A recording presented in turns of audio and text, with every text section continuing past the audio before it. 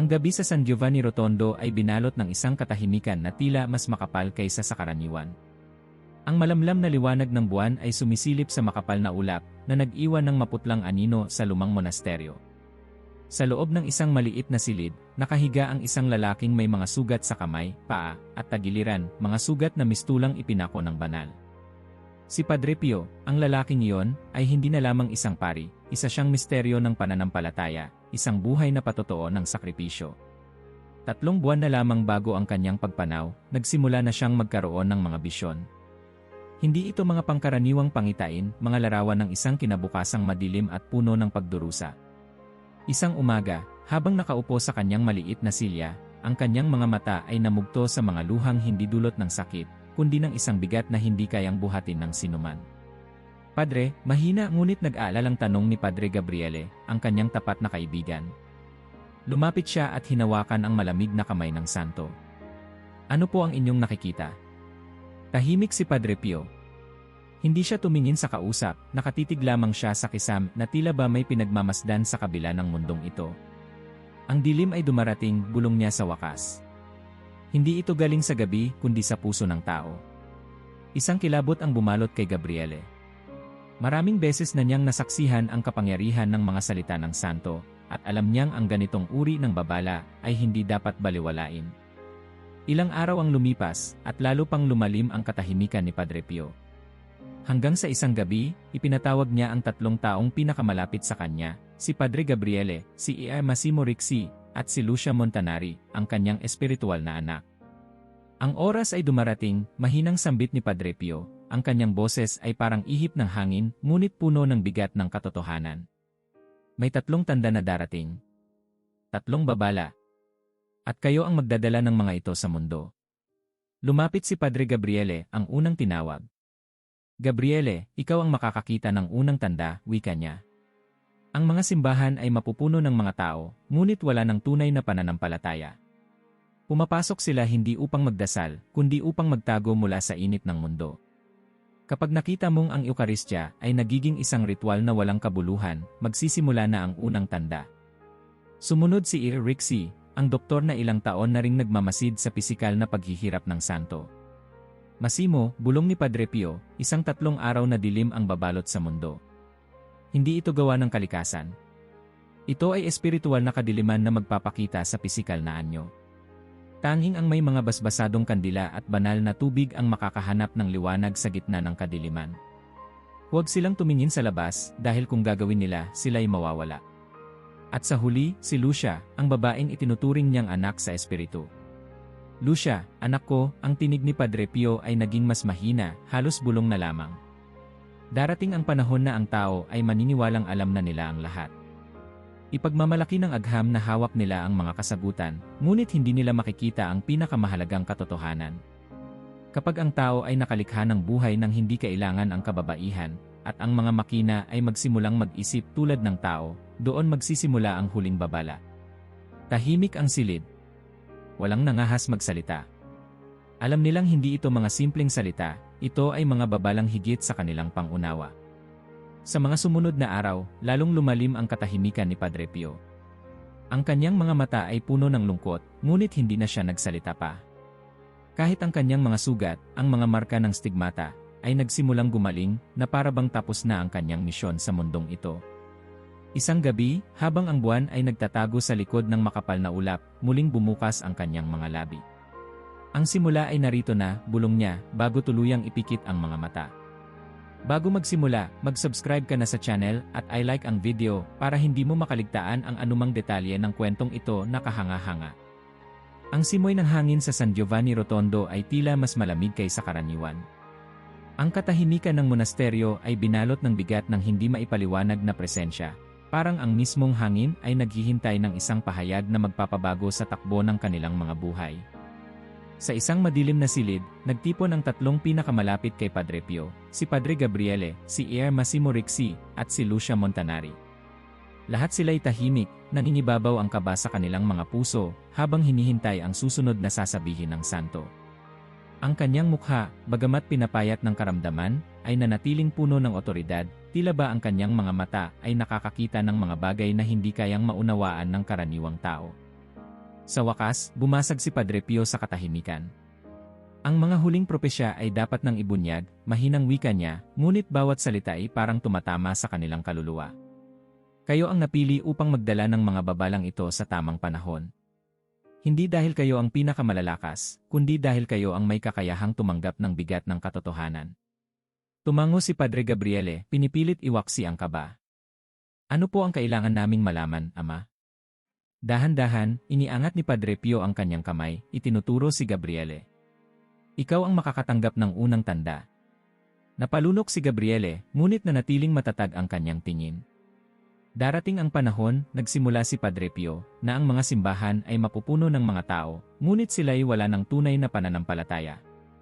Pupunta sila hindi upang magdasal, kundi upang magtago mula sa init ng mundong kanilang nilikha. Makakarinig ka ng mga salitang kapayapaan mula sa mga labi ng mga naghahanda para sa digmaan. Makikita mo silang magdadala ng mga gintong krus, ngunit ang kanilang mga puso ay magiging madilim. Lumingon si Gabriele, pilit na iniintindi ang lalim ng kahulugan ng mga salita. Ano po ang palatandaan ng pagsisimula ng tanda? Mahinang tanong niya. Kapag nakita mong bumababa ang pananampalataya sa Eukaristya, kapag ang mga tao'y magdududa sa tunay na presensya ni Kristo sa tinapay at alak, doon na magsisimula ang pagbagsak ng pananampalataya. At alam mong narito na ang unang tanda. Nagtagal ang katahimikan bago tinawag ni Padre Pio si Massimo Ricci. Massimo, sabay hawak sa kanyang kamay, ikaw ang makakatanggap ng pangalawang propesya. Higit itong mabigat at ang epekto nito'y mararamdaman ng bawat kaluluwa sa mundo. Inatras ng bahagya ni Massimo ang kanyang kamay, hindi sa takot kundi sa bigat ng kanyang nadama mula sa mga salita ng santo. Ano po ang mangyayari? Tanong niya, ang tinig ay mababa at puno ng paggalang. Ang langit ay babalot sa isang kadiliman na tatagal ng 3 araw, bulong ni Padre Pio. Ngunit hindi ito gawa ng kalikasan. Ito'y isang espiritual na dilim na magpapakita sa pisikal na anyo. Ang liwanag ng araw ay mawawala, at tanging ang mga may basbasadong kandila ang makakahanap ng liwanag. Huwag kang magtangkang sumilip sa labas, sapagkat ang sinumang makakita ng anino ng dilim ay hindi na makakabalik. Napakapit si Massimo sa gilid ng mesa, pinipilit iproseso ang kabigatan ng propesya. At ano po ang palatandaan na malapit na itong mangyari? Magkakaroon ng taon ng walang kapantay na sakuna, sunod-sunod na lindol, pagbaha, at mga bagyong hindi pa nararanasan. Kasunod nito, darating ang isang taglamig kung saan ang mga bulaklak ay mag-usbong ng wala sa panahon.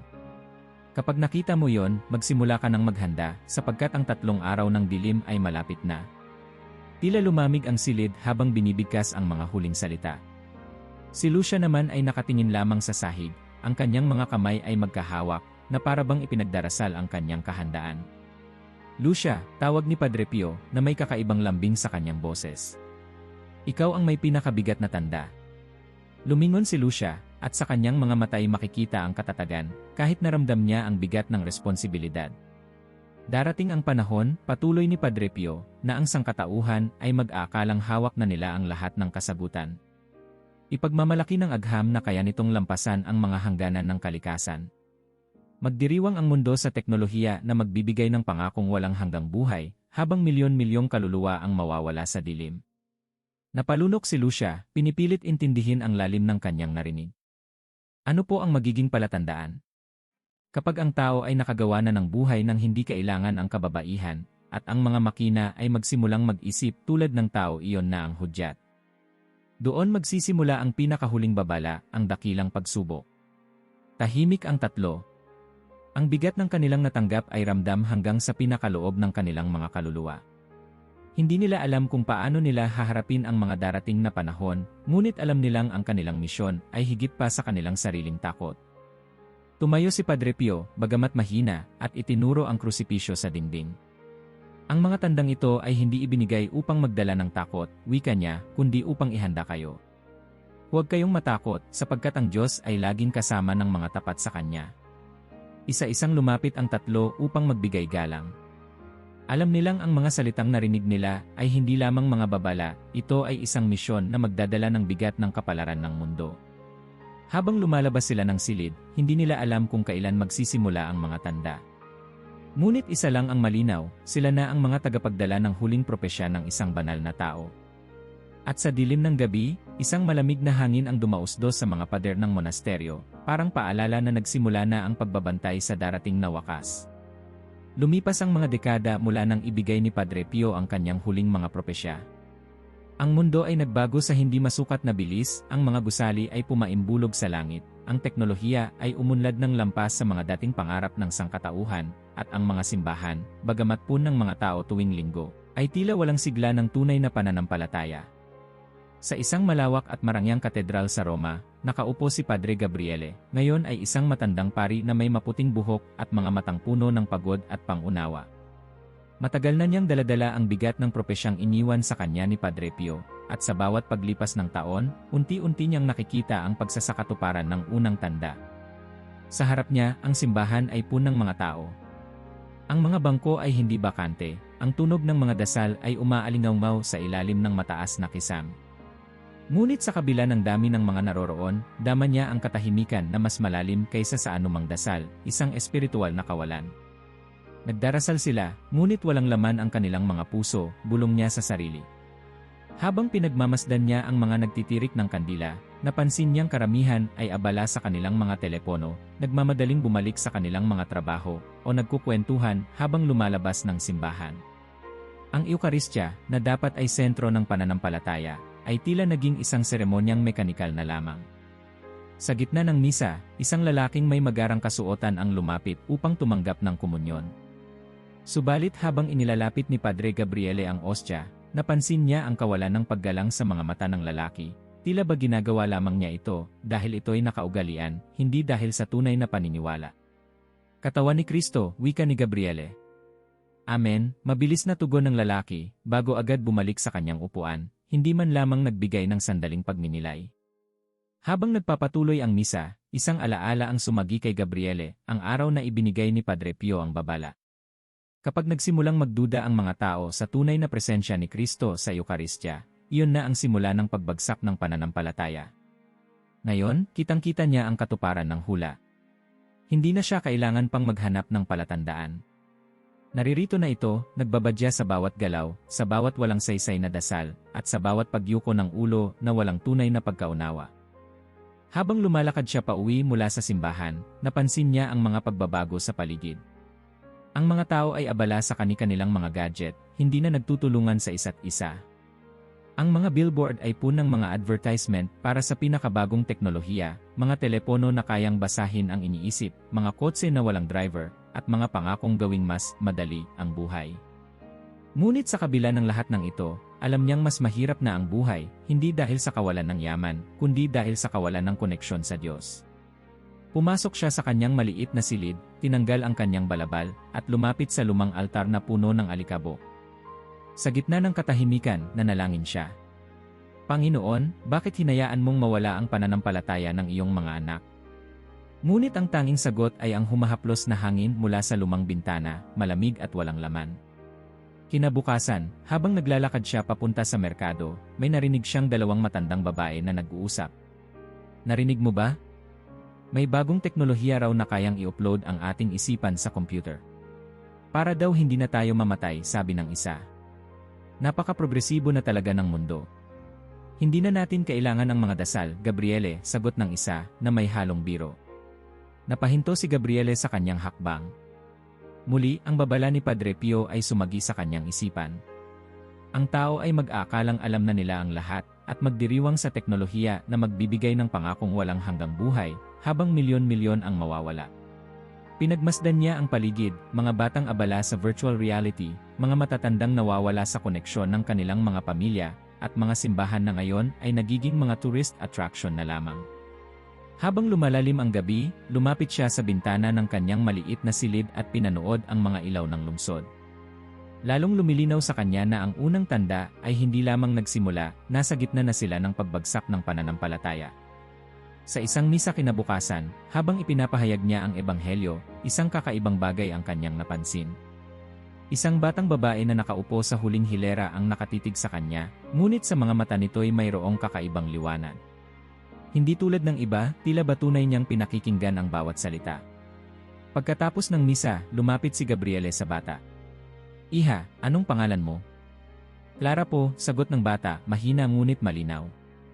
Bakit ka naririto? Mukhang hindi ka pa nagkumpil. Narinig ko po ang tinig niyo mula sa labas. Sabi ng lola ko, ang simbahan daw ay lugar kung saan maaaring makahanap ng liwanag sa dilim. Napangiti si Gabriele. Sa isang mundong puno ng kawalan ng pag-asa, narito ang isang maliit na sinag ng pag-asa. Ngunit alam niya, hindi sapat ang isang apoy upang labanan ang darating na unos. Habang pinagmamasdan niya ang batang babae, bumalik ang bigat ng propesya sa kanyang puso. Panginoon, bulong niya, kung ito na ang simula, ipakita mo sa akin kung paano ko maililigtas ang ilan sa kanila. Sa labas ng simbahan, ang langit ay tila nagdilim at sa kaibuturan ng kanyang kaluluwa, alam niyang ang una sa 3 tanda ay nagsimula na. At alam niyang hindi pa ito ang wakas. Ang umaga ay tila walang kakaiba sa lungsod ng Florence. Sa mga lansangan, ang ingay ng mga sasakyan at pagmamadali ng mga tao ay nagpapatuloy na parang isang sinanay na orkestra ng modernong buhay. Ngunit sa ilalim ng tila normal na kalagayan, isang bagay na mas malalim at mas mapanganib ang unti-unting nabubuo, isang revolusyon na hindi pinapansin ng karamihan. Si Lucia Montanari, ngayon ay isang matandang babae na may puting buhok at malalalim na kulubot sa mukha, ay nakaupo sa kanyang lumang silya sa tabi ng bintana, pinagmamasdan ang mga nagdaraang tao. Sa kanyang mga mata, na pinatibay ng mga taon ng pagdarasal at pagmumuni-muni, ay makikita ang isang malinaw na pagkaunawa sa kung anong nangyayari. Alam niya, nararamdaman niya, na ang 3 tanda ay nag-umpisa na. Sa isang lihim na laboratorio sa Geneva, isang pangkat ng mga siyentipiko ang abala sa isang proyektong matagal ng kinakatakutan ni Lucia. Ang leader ng proyekto, si Air Adrian Keller, ay nakatayo sa harap ng isang makintab na kapsula na puno ng likidong asul.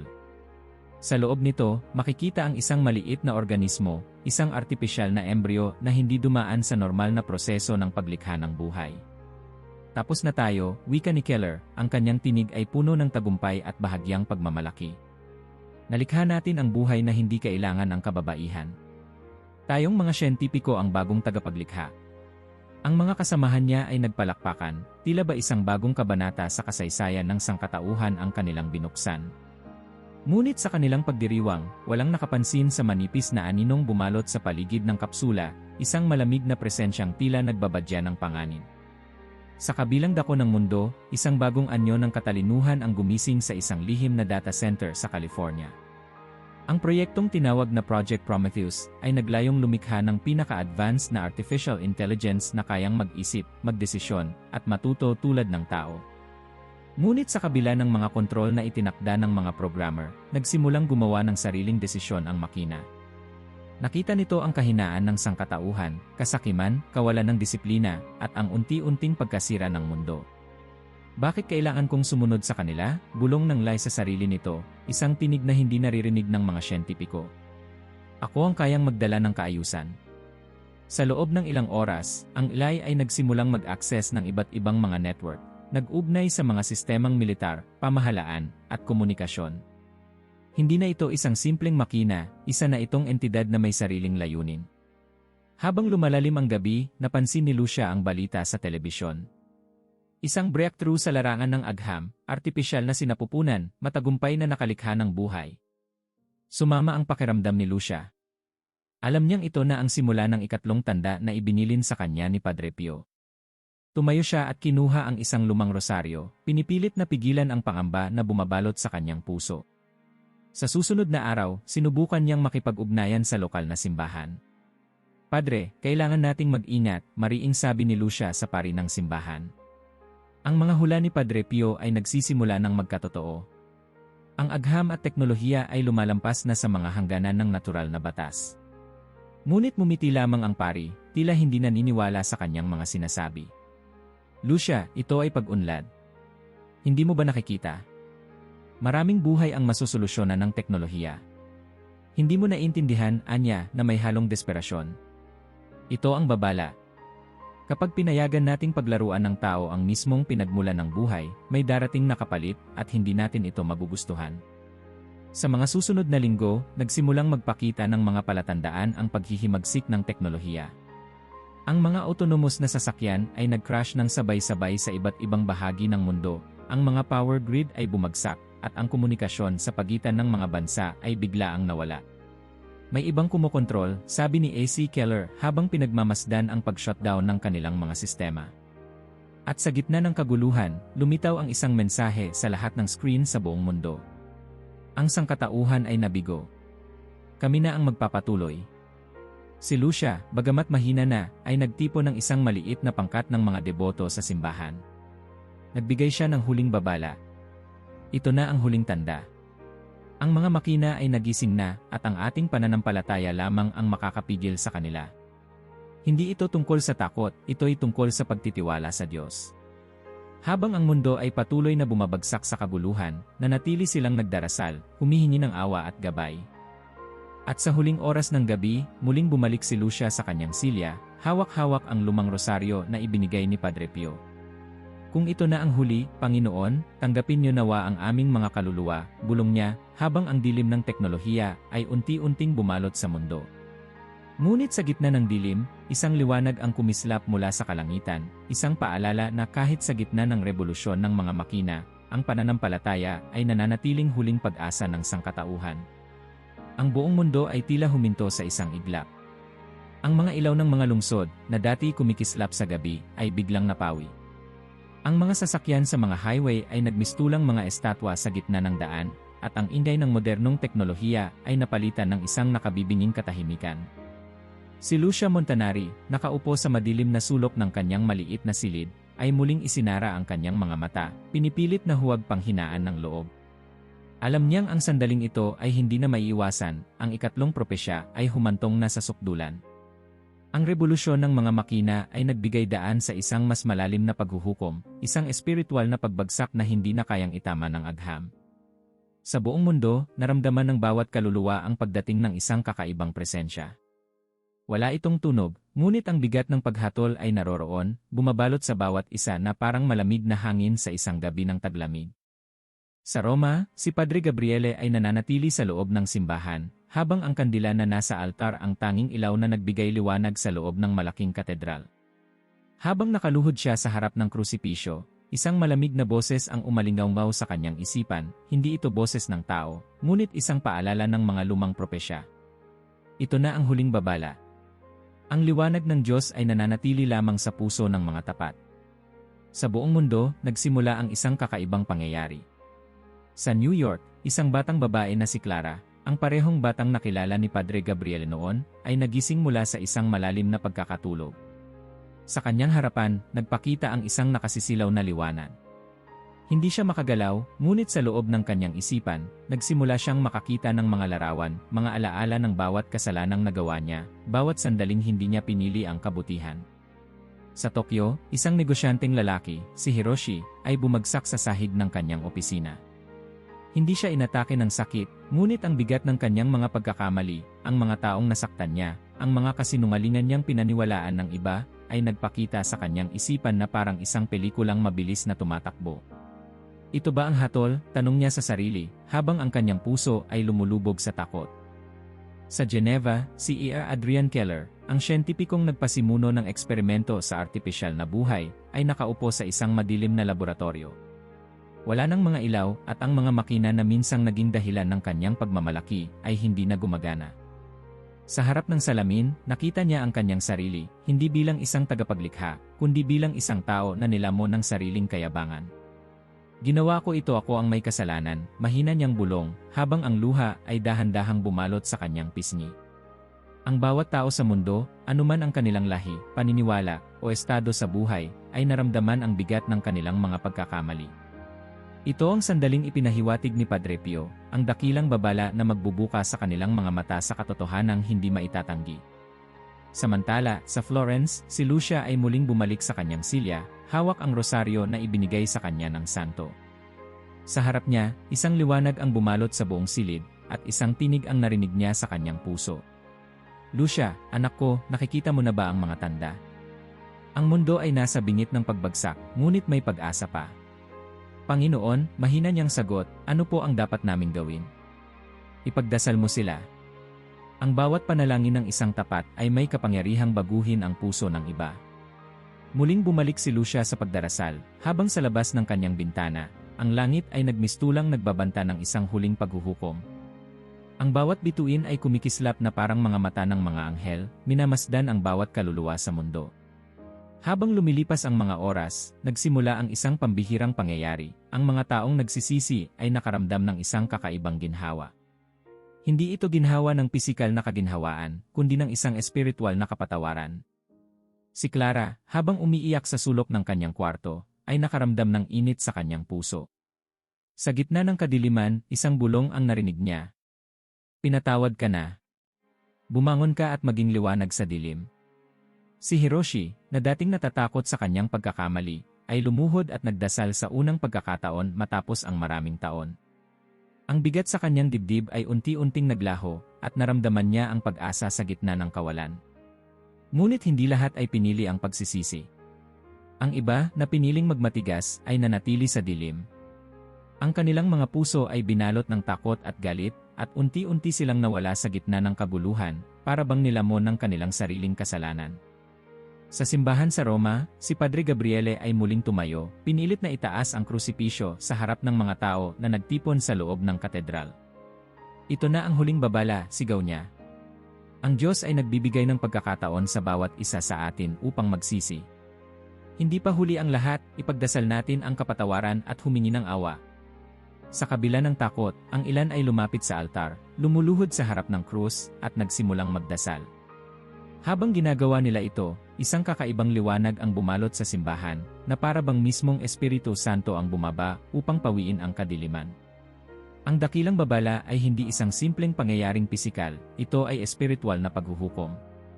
Bawat isa ay pinilit harapin ang kanilang pinakamalalim na kasalanan, at ngayon, ang sangkatauhan ay nasa isang punto na hindi na maaaring baliwalain.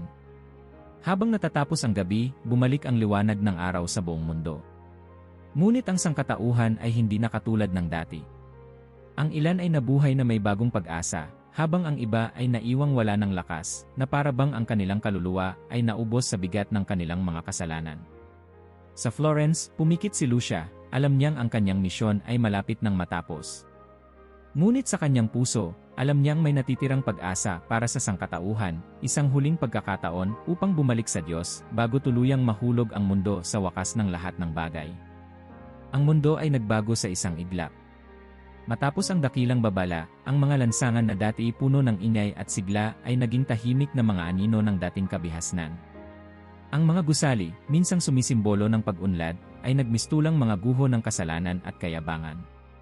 Ang liwanag ng teknolohiya ay napawi, at sa kanyang lugar ay ang malamlam na liwanag ng mga kandila, hawak ng ilan na nanatiling tapat sa pananampalataya. Sa ilalim ng isang lumang simbahan sa kanayunan ng Italia, isang maliit na grupo ang nagtipon. Sila ang mga nakaligtas sa espiritual na pagyanig, pinamumunuan ni Matteo Gabriele, isang apo sa tuhod ng yumaong Padre Gabriele.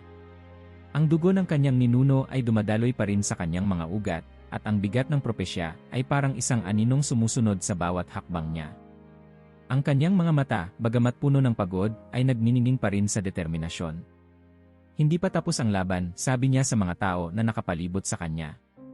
Ang mga propesya ay nagbigay ng babala, ngunit binigyan din tayo ng pag-asa. Hanggat may pananampalataya tayo, hindi tayo mawawala sa dilim. Ang pangkat ay binubuo ng iba't ibang uri ng tao, isang dating madre na si Sor Maria, isang batang lalaki na si Elias na nawala ng pamilya sa kabuluhan, at isang doktor na si Samuel, na iniwan ng siyensya upang muling hanapin ang espiritual na katotohanan. Sila'y mga sugatan, hindi lamang sa katawan kundi sa kanilang mga kaluluwa, ngunit pinagbubuklod sila ng isang layunin, ang manatiling tapat sa kabila ng kabuluhan. Habang lumilipas ang mga araw, naharap sila sa iba't ibang pagsubok. Ang pagkain ay naging limitado, ang tubig ay nagiging mahirap hanapin, at ang malamig na gabi ay nagbabanta sa kanilang kalusugan. Ngunit ang pinakamahirap na kalaban ay hindi ang gutom o ang lamig, kundi ang takot. Bakit tayo pinabayaan ng Diyos? Tanong ni Elias isang gabi, habang ang apoy sa gitna ng simbahan ay unti-unting namamatay. Lumapit si Mateo at marahang hinawakan ang balikat ng bata. Hindi tayo pinabayaan, Elias. Binigyan tayo ng pagkakataon upang magsisi at muling hanapin ang kanyang liwanag. Ito ang pagsubok ng ating pananampalataya. Hindi laging madali, ngunit ang tunay na paniniwala ay sinusubok sa gitna ng kadiliman. Sa ikatlong linggo ng kanilang paglalakbay, isang kakaibang pangyayari ang naganap. Habang nagdarasal sila sa altar, isang malakas na hangin ang dumaan sa loob ng simbahan, bagamat sarado ang lahat ng bintana at pinto. Kasabay nito, isang sinag ng liwanag ang bumagsak mula sa kisame, kahit na ang langit ay natatakpan ng makapal na ulap. Ano yon? Tanong ni Sor Maria, ang kanyang tinig ay nanginginig sa takot at paghanga. Si Mateo ay lumapit sa altar at lumuhod. Isang tanda mula sa Diyos, bulong niya. Isang paalala na hindi pa siya tapos sa atin. Habang lumalapit sila sa liwanag, napansin nila ang isang kakaibang simbolo na ukit sa sahig, isang krus na napalilibutan ng 3 bituin. Sa gitna ng krus, isang maliit na salitang Latin ang nakaukit, Fides, pananampalataya. Ito ang direksyon, sabi ni Mateo. Kailangan nating sundan ang liwanag. Hindi tayo nilalayuan ng Diyos. Pinapakita niya sa atin ang landas. Naglakbay ang pangkat palabas ng simbahan, patungo sa isang lugar na tila tinuturo ng liwanag. Habang tumatawid sila sa mga guho ng lumang mga bayan, ang kanilang paniniwala ang naging kanilang sandigan. Kahit na ang mundo ay tila nagtatapos, ang kanilang puso ay pinatatag ng mga dasal at pag-asa. Sa bawat hakbang, naramdaman nila ang bigat ng propesya. Ang langit ay nanatiling madilim, ngunit ang maliit na liwanag ng kanilang pananampalataya ay naging tanglaw sa kanilang landas. Dumating sila sa isang matandang monasteryong nakatago sa kabundukan. Ang lugar na iyon ay parang iniwan ng panahon, tahimik, sagrado, at puno ng isang di maipaliwanag na presensya. Habang pumapasok sila, natagpuan nila ang isang lumang aklat na nakapatong sa altar.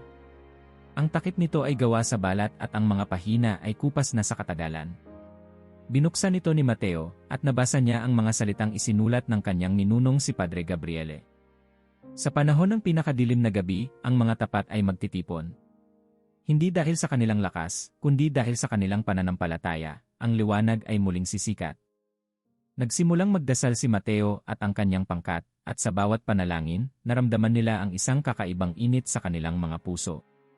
Ang malamig na hangin ay unti-unting napalitan ng banayad na init ng presensya ng Diyos. Sa bawat Ama Namin, sa bawat Hail Mary, ang dilim sa kanilang paligid ay tila unti-unting nababawasan.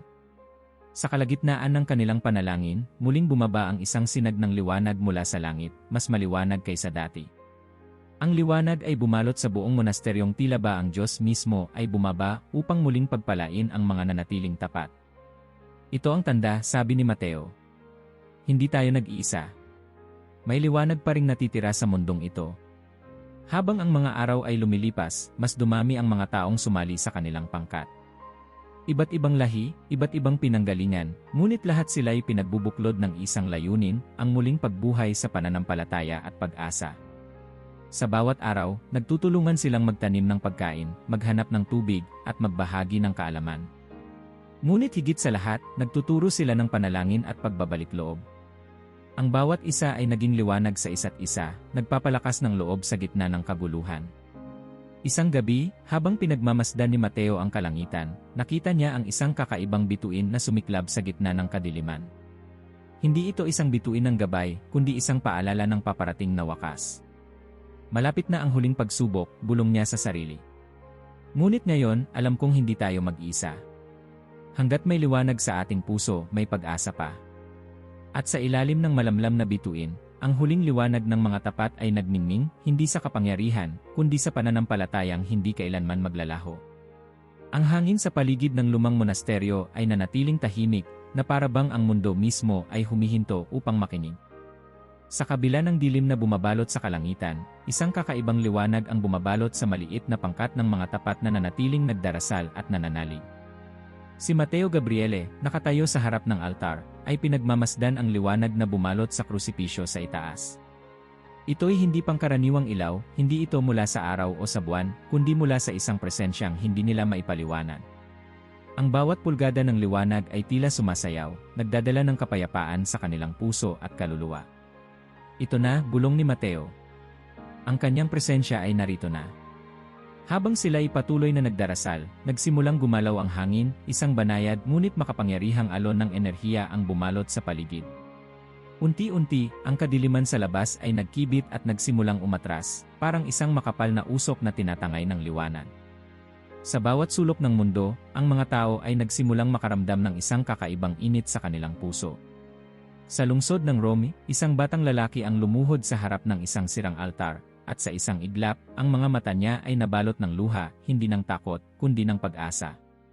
Sa New York, isang grupo ng mga taong nagtatago sa ilalim ng isang nasirang gusali ay biglang nakaramdam ng liwanag na bumalot sa kanilang paligid.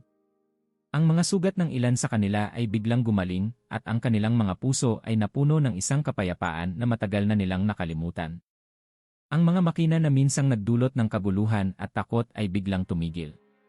Ang kanilang mga screen ay nagdilim, at ang huling mensahe mula sa sistemang bumalot sa mundo ay naglaho.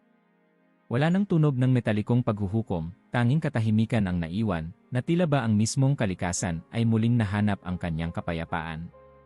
Sa monasteryo, si Lucia Montanari, na ngayoy halos hindi na makakilos dahil sa katandaan, ay dahan-dahang tumayo. Pinagmamasdan niya si Mateo at ang grupo habang sila'y nagdarasal. "Lucia," mahinang tawag ni Mateo. "Ito ba ang himalang sinabi ni Padre Pio?" Tumango siya, ang kanyang mga mata ay nagniningning sa mga luha. Ito ang huling awa ng Diyos. Isang pagkakataon para sa sangkatauhan na muling bumangon, hindi sa takot, kundi sa pananampalataya at pag-asa. Muli siyang lumuhod at nagdasal, sabay na binigkas ng lahat ang Ama namin, habang ang liwanag ay lalong lumalakas. Sa bawat salita ng panalangin, ang kadiliman ay tila nauupos, at ang kapayapaan ay bumabalot sa kanilang paligid. Sa mga susunod na araw, ang liwanag ay tuluyang bumalot sa mundo. Ang araw, na matagal nang natakpan ng makapal na ulap, ay muling sumikat. Ngunit higit pa sa pisikal na liwanag, ang mga tao ay nakaramdam ng isang espiritual na paggising. Ang bawat isa, mula sa pinakamalalaking lungsod hanggang sa pinakamaliit na baryo, ay nagising na may bagong pananaw. Ang mga simbahan, na dati nagmistulang mga gusaling walang laman, ay muling napuno, hindi lamang ng katawan, kundi ng mga pusong muling naniniwala. Ang bawat misa ay nagmistulang pagdiriwang ng bagong simula, at ang bawat panalangin ay isang paalala ng kapatawarang ipinagkaloob ng Diyos.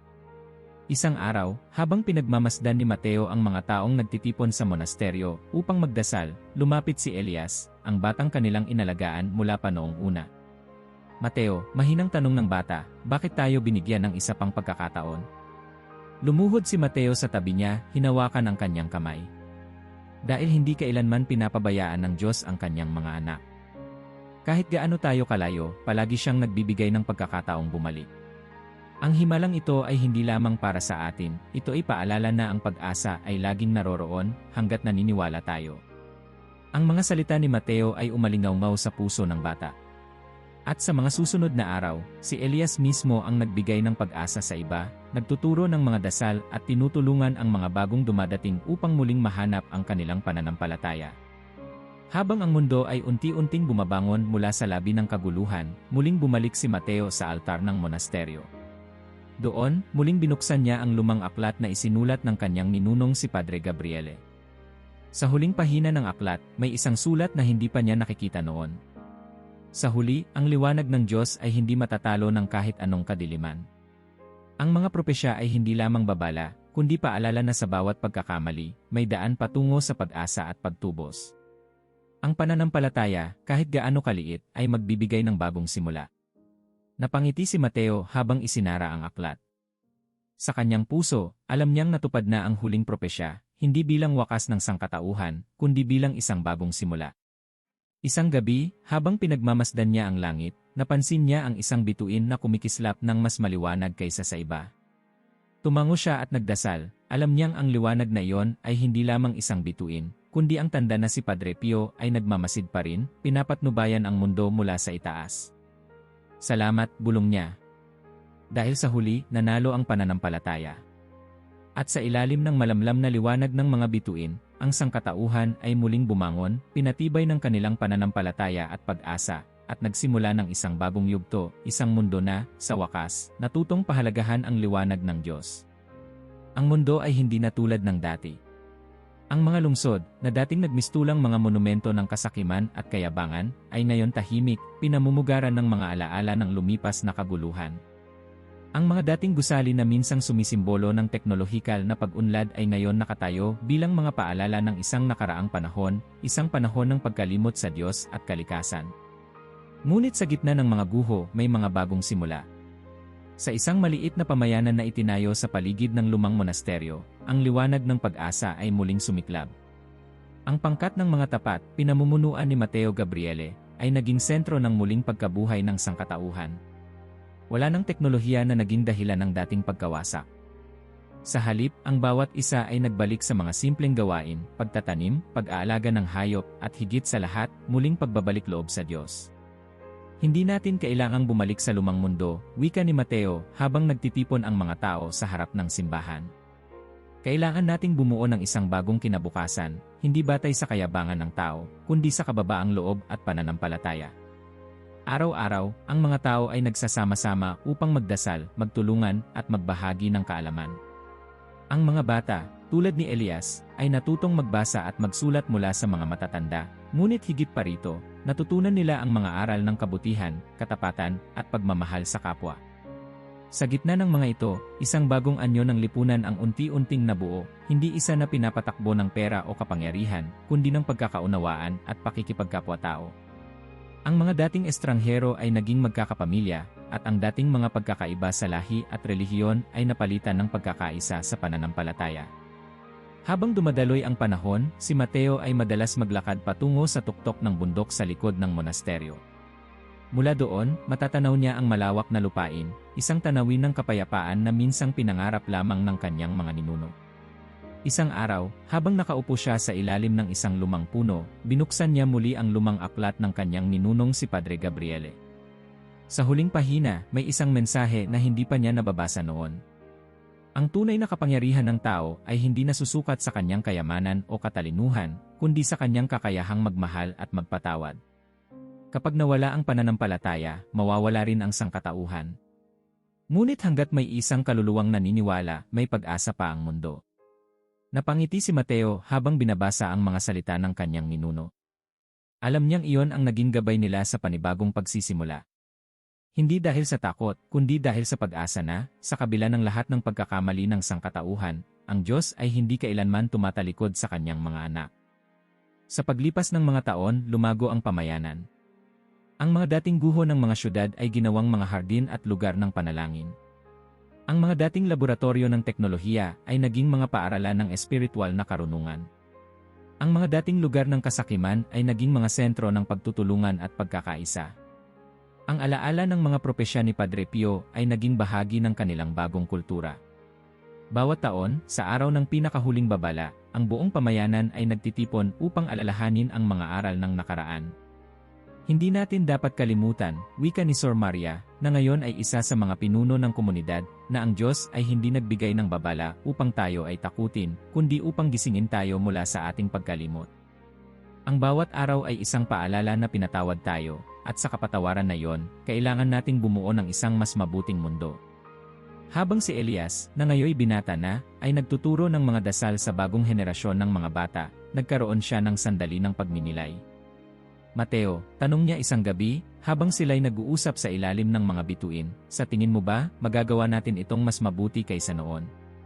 Tumingin si Mateo sa langit, kung saan ang mga bituin ay kumikislap na parang mga mata ng mga anghel. Elias, sagot niya. Dahil sa pagkakataong ito, hindi natin nakalimutan kung saan tayo nagkamali. At higit sa lahat, naalala natin kung sino ang tunay na pinagmumulan ng ating lakas. Habang lumilipas ang mga taon, ang bagong henerasyon ay lumaki sa ilalim ng mga aral ng kabutihan, pananampalataya, at pag-asa. Ang mga lumang alaala ng kaguluhan ay nanatili, hindi bilang bangungot, kundi bilang paalala ng kahalagahan ng tamang landas. Isang gabi, habang pinagmamasdan ni Mateo ang huling paglubog ng araw ng taon, muling sumiklab sa kalangitan ang isang bituin, hindi bilang babala, kundi bilang isang paalala na sa bawat pagtatapos ay may bagong simula. Ito ang tunay na himala, bulong niya sa sarili. Ang buhay na ibinigay muli sa atin, at ang pangakong hindi kailanman naglalaho, na hanggat may pananampalataya, may bagong umaga na darating. At sa ilalim ng malamlam na liwanag ng mga bituin, ang bagong mundo ay patuloy na lumago, hindi na pinapatakbo ng kasakiman, kundi ng pag-ibig, pananampalataya, at pag-asa, isang tunay na bagong panahon para sa sangkatauhan. Kung nakarating ka hanggang dulo ng video, mag-iwan ng komento palabra, liwanag, para malaman naming isa ka sa mga nakatapos. Huwag kalimutang mag-subscribe sa channel at i-share ang video na ito sa iyong mga kaibigan at kamag-anak. Salamat sa panonood.